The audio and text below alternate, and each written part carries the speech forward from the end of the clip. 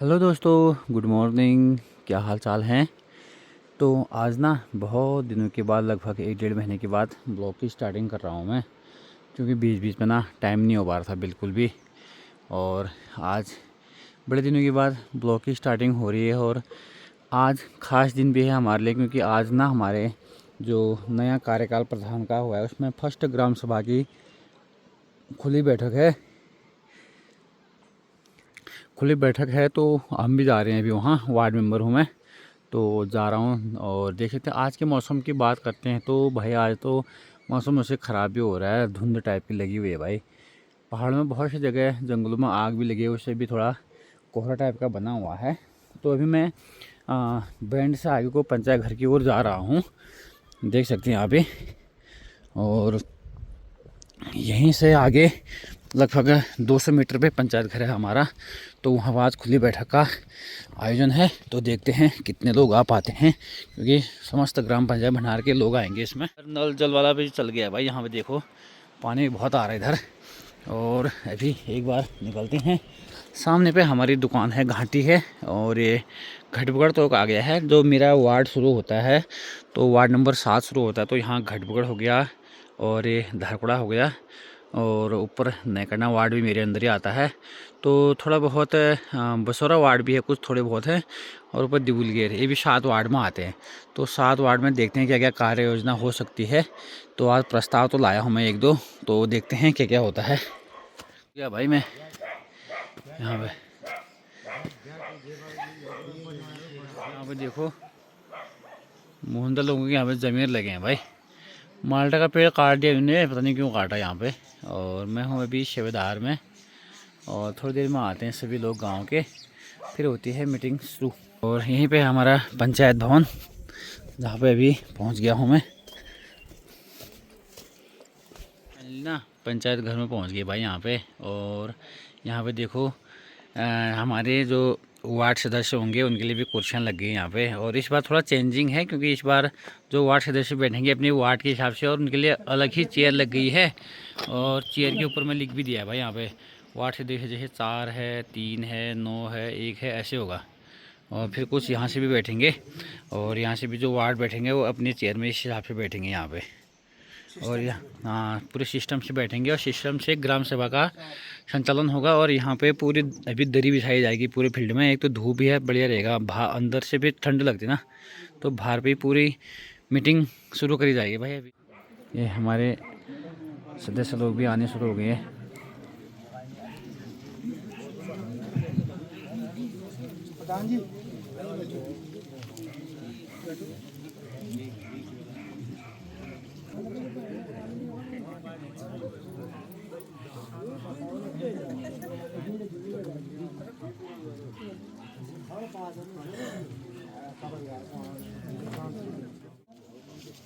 ललिता कुरुंजा जी के तरफ से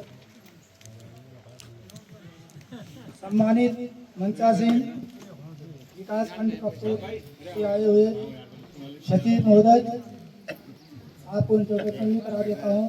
अनिल कुमार जी को मैं ग्राम पंचायत, ग्राम प्रधान एवं क्षेत्र की समस्त जनता की ओर से हार्दिक अभिनंदन एवं करता हूँ। साथ में आए हुए सचिव महोदय, उनके ही नाम राशि अमित दास जी, उनका भी ग्राम पंचायत की ओर से सादर अभिनंदन एवं स्वागत है।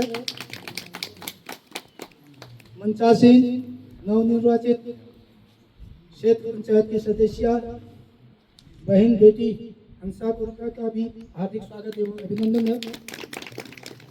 पूर्व ग्राम प्रधान के रूप में एवं स्वयं सेवी के रूप में श्रीमान कुंदन सिंह जी का भी हार्दिक स्वागत एवं अभिनंदन है। और हमारे भी सीएचओ में आपका भी स्वागत एवं अभिनंदन। बाकी मंचा सिंह वार्ड नंबर 1 से लेकर के 9 तक सभी वार्ड मेंबरों का इस पंचायत परिवार में आने का स्वागत अभिनंदन।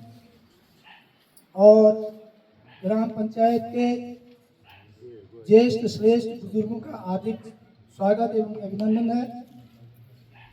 मातृशक्ति, आशा कार्यकर्ती और आंगनबाड़ी कार्यकर्ती मेषासी मीनांति पर्यंतना, मेष राशि से लेकर के मीन राशि तक सभी लोगों का ग्राम पंचायत की इस बैठक में हार्दिक स्वागत एवं अभिनंदन है।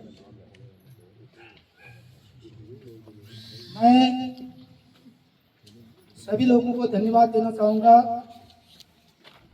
मैं एक स्वयं सेवी के रूप में जो बोलने जा रहा हूँ, तो स्वयं सेवी के रूप में बोलने जा रहा हूँ कि मेरा भी गांव में कोई सहयोग है, मुझे भी कोई अवसर मिले। आप लोगों का तहे दिल से स्वागत करता हूँ, अभिनंदन करता हूँ। आप लोगों को बहुत बहुत धन्यवाद देता हूँ। आपने मेरी बेटी, मेरी बहू को इस योग्य समझा और ये अवसर दिया। आगे को भी मैं आप लोगों से अनुरोध करूंगा कि आप लोग सहयोग की भावना रखें, जिससे कि गांव का चौमुखी विकास होता रहे। धन्यवाद। वार्ड संख्या 3, वार्ड नंबर अपना सलाम देना है। इसी के सिलसिले हमारी ग्राम पंचायत के इस सदन में जो नए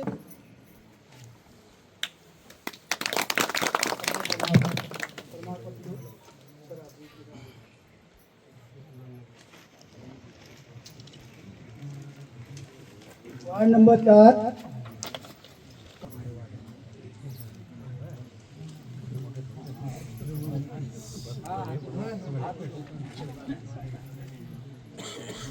ये बस हाँ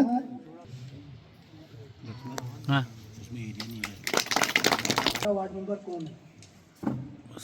आप अपनी समस्याओं को हाँ फोटो ये लेवल ये होगा हाँ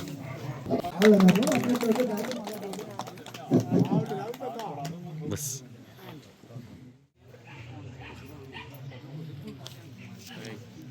मेरा नमस्कार।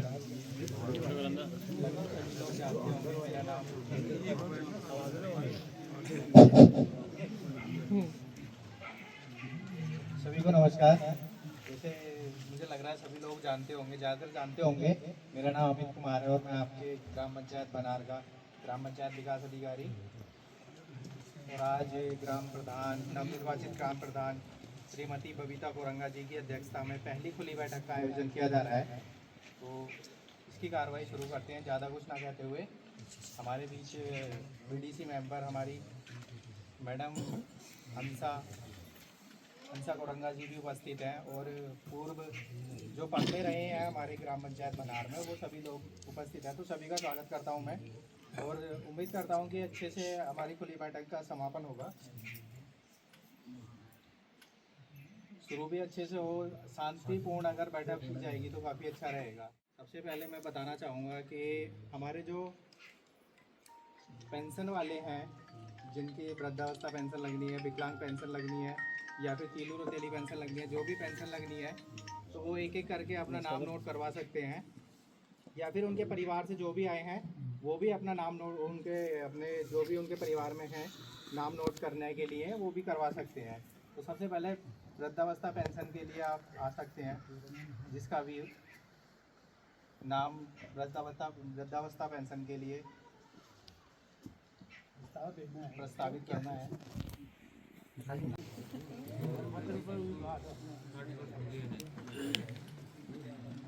जो है नाम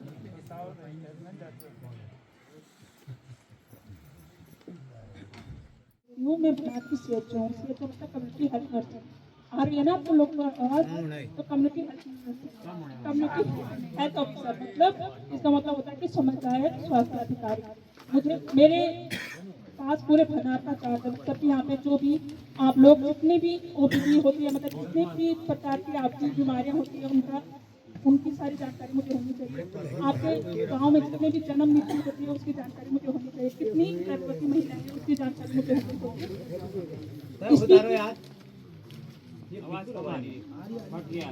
आ रही है ना? तो इसकी जानकारी मुझे होनी चाहिए। तो सबसे पहले हम जन्म मृत्यु पे आते हैं कि जब भी कोई बच्चा, अगर कोई बच्चा हॉस्पिटल में, सबसे पहले हमारी प्रायोरिटी होती है कि बच्चे का जो जन्म हो वो हॉस्पिटल में ही हो। इसीलिए आप सब लोगों से मैं अनुरोध करती हूँ, हमारे नीचे से भी प्रेशर आ रहा है कि बच्चों की जो भी घर में अगर आप प्रसव कराने का सोच रहे हो तो सबसे पहले अनुरोध है आपसे कि आप घर में प्रसव ना करवा के नीचे कपकोट में जाके प्रसव कराएं। अगर आपको कोई भी मतलब हर प्रकार की सुविधाएं उस प्रसव से लेके जन्म के 1 हफ्ते बाद की सारी सुविधाएं सरकार आपको दे रहा है। वहाँ पे आपको हर प्रकार की सुविधाएं मिलेगी माँ और बच्चे को।